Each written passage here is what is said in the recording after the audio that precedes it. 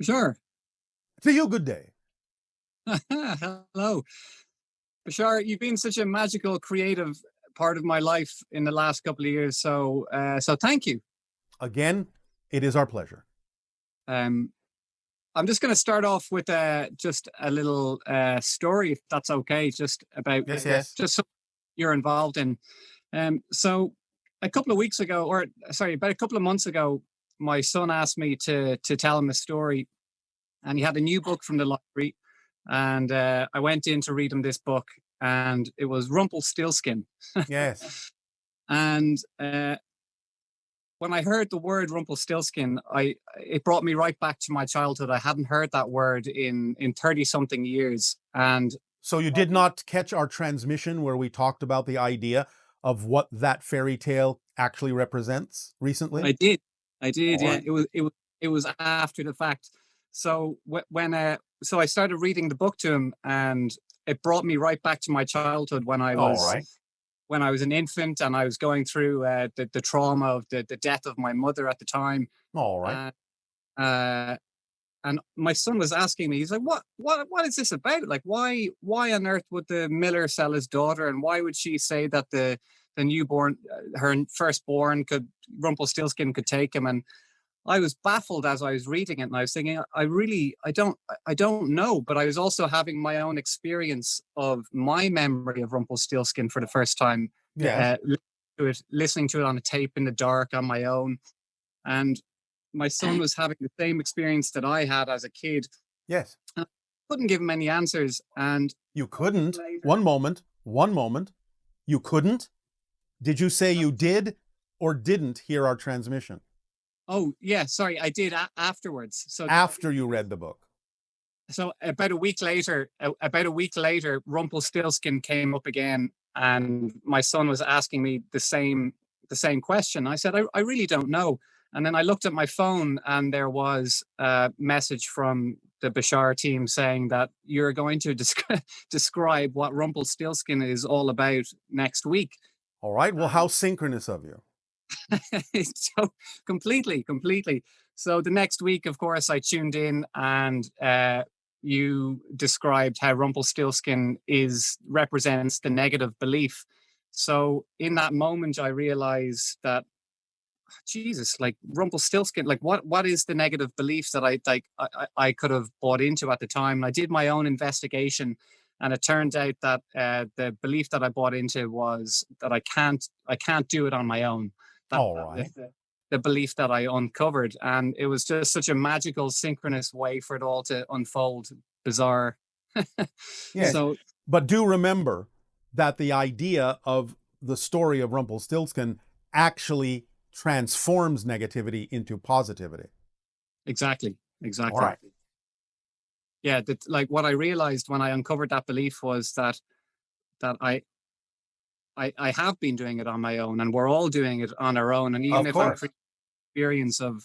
I'm creating the experience of not being able to do it on my own, I'm doing that on my own. So you are, and even if you attract the idea of help, you're doing that on your own too. Yeah, exactly. So All right. One thing I wanted to ask you about, Bashar, was breathing. Yes. It's something that has synchronistically been coming up on my radar a lot in recent years, and especially in recent months. And I've been reading a lot about the various modalities of breathing, and I've been experimenting on my own with holotropic breathing and all the types. Yes. And I was just wondering, from your perspective, is there like a golden breath? Is there a kind of a ratio, a rate at which we should be breathing to optimize? I mean, on a everyday, regular basis. Well, it will be slightly different for different people, but in general, if you're operating at a higher frequency, you will probably take deeper breaths in a sort of yogic fashion less often, but the breaths will be deeper and will oxygenate your system to be able to handle the higher frequency energies that you may be beginning to deal with. It is similar to what you experience from the channel's body when we are coming through, where you will hear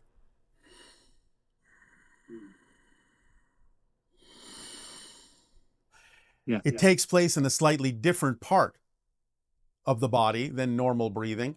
It shifts to the back of the throat and utilizes the resonant cavities of the sinuses and the lungs in a different way to make sure that while it may be an intake less often, it will be an intake that will allow for the appropriate amount of oxygenation to support the body in handling higher frequencies. So it's sort of a form of what you call yogic breathing, but it can become a very natural pace when your frequency rises.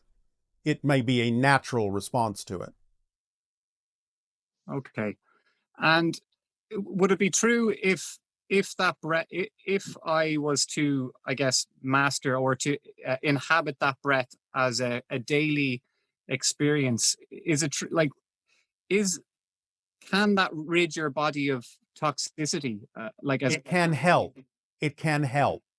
But again, it depends on the belief systems of the individual, what might be the path of least resistance for you. You may also find yourself being attracted to any other ideas that may help purge the toxins from your system, such as herbal formulations and such. But again, as long as you are in alignment as best as you can be with your true frequency, synchronicity will bring to your attention the opportunities that will work for you.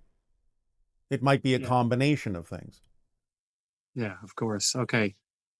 Yeah. So I guess Yeah. over the last couple of years, I've become quite fluent with the information that you've been conveying, and it's allowed myself and my family through the communication of this information to really step into a very magical orchestration of telepathic synchronicity and just Yes. hilarious unfoldings, and we experience this on a daily basis in an intertwined kind of fashion. Just really, Exactly. That's how it works. yeah, and yeah, and it's really magical, and Well, it's really just physics, but I understand what you mean. and if I step out of it, which I do sometimes, I Yeah. never step into really the negative, like the two. I always have the tools there basically Yes. to jump back in. But there's one thing, Bashar, that I just I seem to be going in circles with, And that would be what?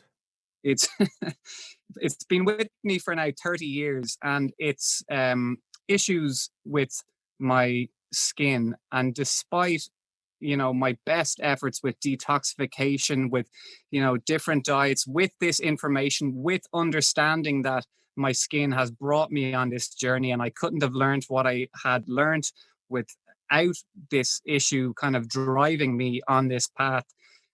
It seems to be getting worse and worse, despite my openness, despite um my new sense of being, my new sense of fluency. All right. Well, let me ask you a question.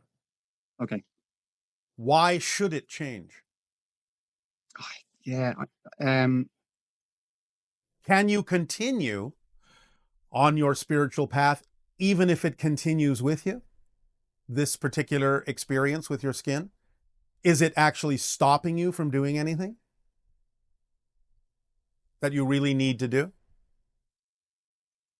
No, I'm stopping. I've been here with this question before. All right. I'm Can you imagine?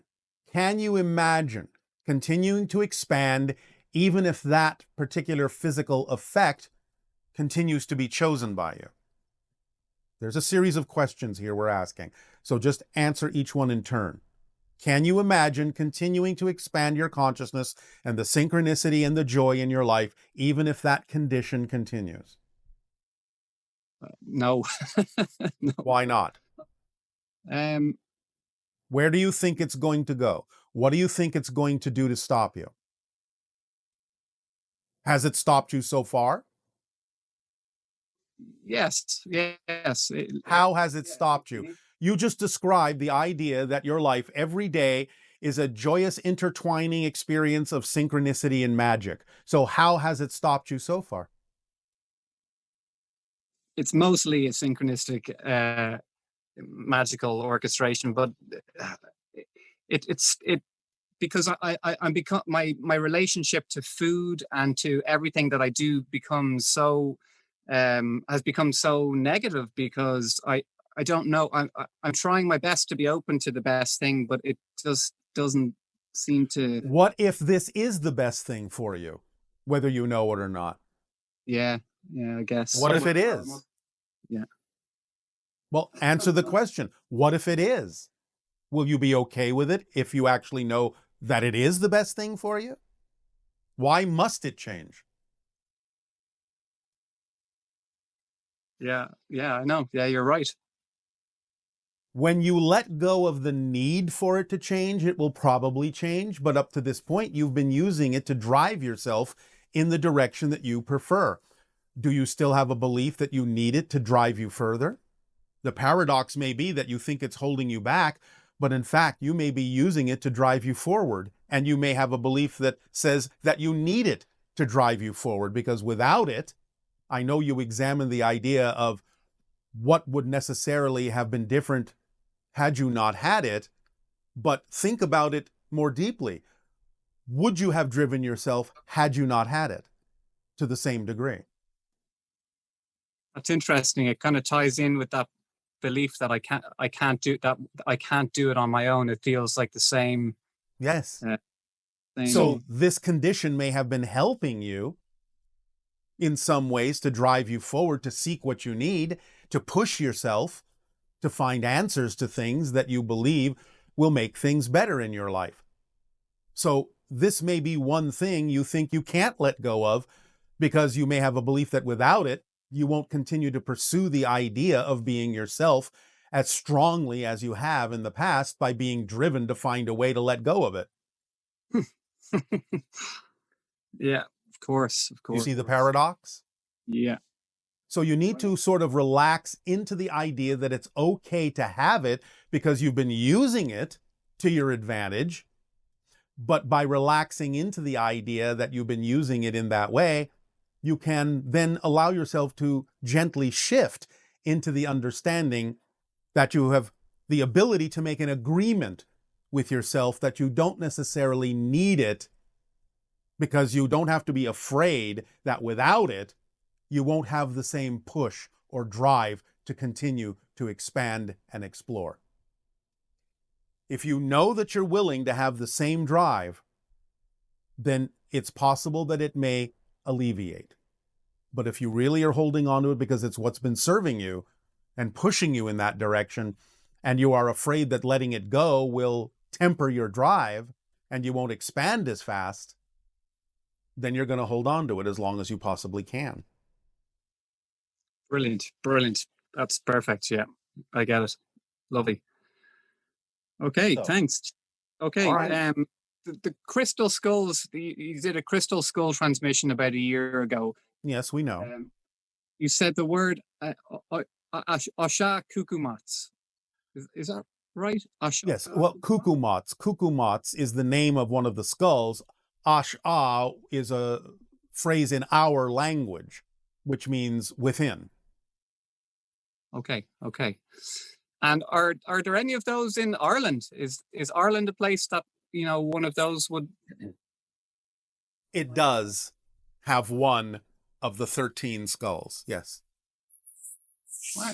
I'm not about to tell you where. Sure, sure. Thank you, Bashar. Thank you. It is again our passion and our pleasure. Good day. Thank you. See you. Oh, hello. So nice to connect with you this day, Bashar. I'm so excited to ask you my question. Since I'm a rap artist, I decided to make mine rhyme. I felt that would be more natural. So my one question to you is, with all the stuff in the world that we're dealing and these black lives that these officers keep stealing, I have a feeling that we're way past the kneeling. How do we as a nation achieve a state of healing? Would love to get your thoughts on that. Thank you so much, Bashar. Shavai.